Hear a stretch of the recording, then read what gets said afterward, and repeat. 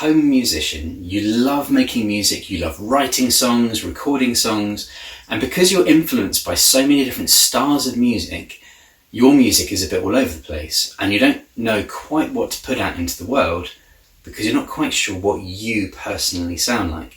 Well, my friend, that is a very common problem, and that is what this video is all about. My name is Steve Twinley, and this is my home studio.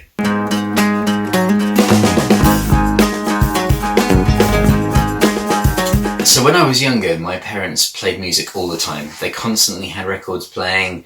We would listen to the Now compilations, we'd be listening to Roxette, to Genesis, Bryan Adams, all sorts of good stuff. And I guess, so I was always interested in music.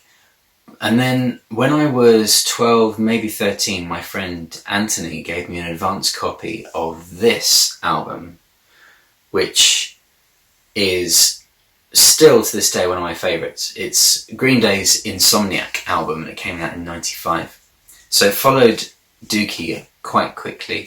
So Dookie was this huge global smash, and then they came out with this album Insomniac, which was similar sound but a little bit darker. They down-tuned their guitars by half a step, and just generally lyrically it was really dark. It was very drug references and quite sort of nihilistic in its tone lyrically. And there was something about it. Each song pretty much has a similar sound. There's no instrumentation outside of just one sound of electric guitar, bass, drums, and then slightly snotty sounding vocals.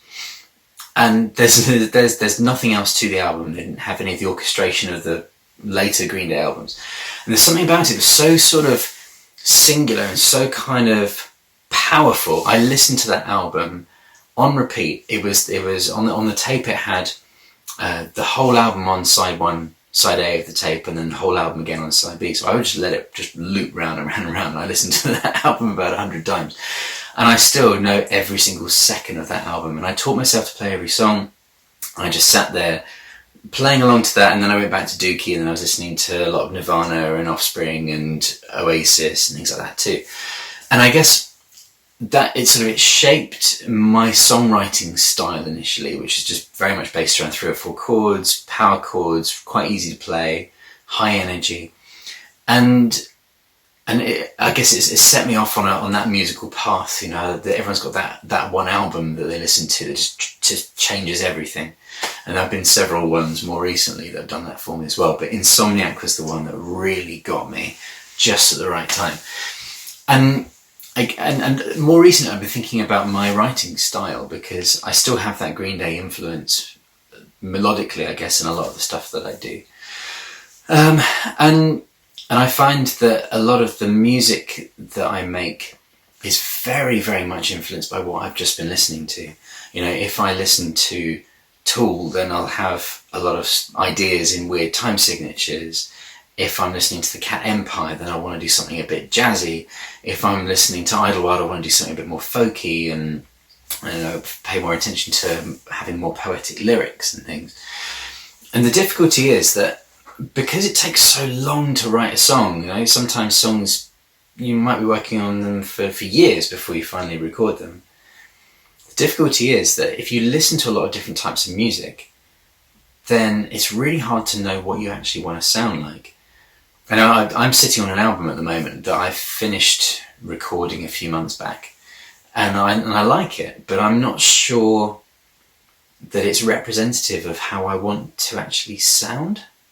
And maybe that's why a lot of other musicians might stop projects halfway through. I know that's something a lot of my musician friends have said, is that they've maybe started out with an idea, but they haven't taken it beyond a certain point because they're not really feeling it, or because they don't know quite what to do with it, or maybe it's not the sound that they've got in their head.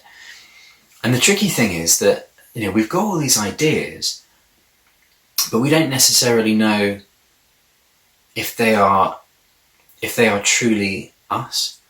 And I guess it depends what you're trying to make music for. I mean, if you're trying to make music because you're trying to sell it, because you're trying to appeal to a specific audience, because you want to get gigs, and you know that if you sound like Machine Head or if you sound like REM or whatever, then you're going to get shows. Great, fine. if you're maybe a home musician and your audience is your 5 closest friends and maybe 1 or 2 people from the other side of the world who might stumble accidentally upon you, then I guess you're doing it a bit more for yourself, which is quite exciting. You know, you want to make music that inspires you and makes you feel, you know, that it's representative of you in that moment in time. But it's really hard sometimes to just capture that essence of who you are. And I guess for me personally, of the various songs that I've put out there over the last few years, probably the one that I feel proudest of is a song called Fear of Change. And actually, if on my YouTube channel you can see I made a video for it. I guess the reason I made a video is because I'm proudest of that one. I suppose of the songs that I've written, it's the one that sounds most like me. It doesn't sound so much like Green Day. It doesn't sound so much like, I mean, who else have I ripped off? Feeder, I suppose, on numerous occasions. Tori Amos, I've attempted to. I guess Ash, I suppose, some of the heavier stuff, very much inspired by people like Spineshank and Machine Head and Chimera and people like that, sort of that early 2000s. I love that stuff. And I guess Fear of Change for me was a song that just felt the most natural. And I'm going to do a separate video about how to maybe take a riff idea and turn it into a song, and that's a whole separate topic. But I suppose for me, there's no greater joy than finishing something that actually sounds authentic. And maybe that's similar to how we want to be, or how I want to be at least in life, which is myself in any situation. If I'm at work, if I'm playing with my children, if I'm going for a walk with my wife, if I'm sat around having a Christmas dinner with my family, I want to just be me. I don't want to feel like I'm putting on a persona, and I suppose it's similar in my music. If I can actually write, record and release something that is 100% me, it's scary, but it's also exhilarating. It feels amazing. And I think people can also, they can hear it too. If something doesn't sound forced, if it sounds natural, there's something that they connect to on an emotional level. For me, the album Diorama by Silverchair, or Francis the Mute by Mars Volta, or if you listen to, I guess, In Utero by Nirvana, they're just these albums are just, it's like they've just bottled the essence of who that artist is, and it's real, and it's alive, and it's exciting, and it's got flaws, and it's not perfect, and it's just great. So I guess my message to any musicians all around the world, no matter what ability you think you have, is just try to just take a few moments to think what it is that you actually want to sound like. And it doesn't, and not that you want to sound like Tool, or you want to sound like Ash, or you want to sound like Arctic Monkeys or whoever. Don't compare yourself to another artist. What do you actually want to sound like?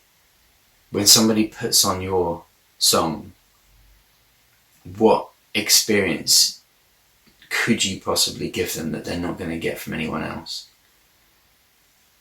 Really, really hard question to ask yourself. So good luck with that. I haven't got the answers, but that's not what this is about. This is just trying to engage like-minded people all over the world who enjoy creating music, enjoy the creative process. Please, please, please, please, please, please, please, just send me a message privately or add to the comments below.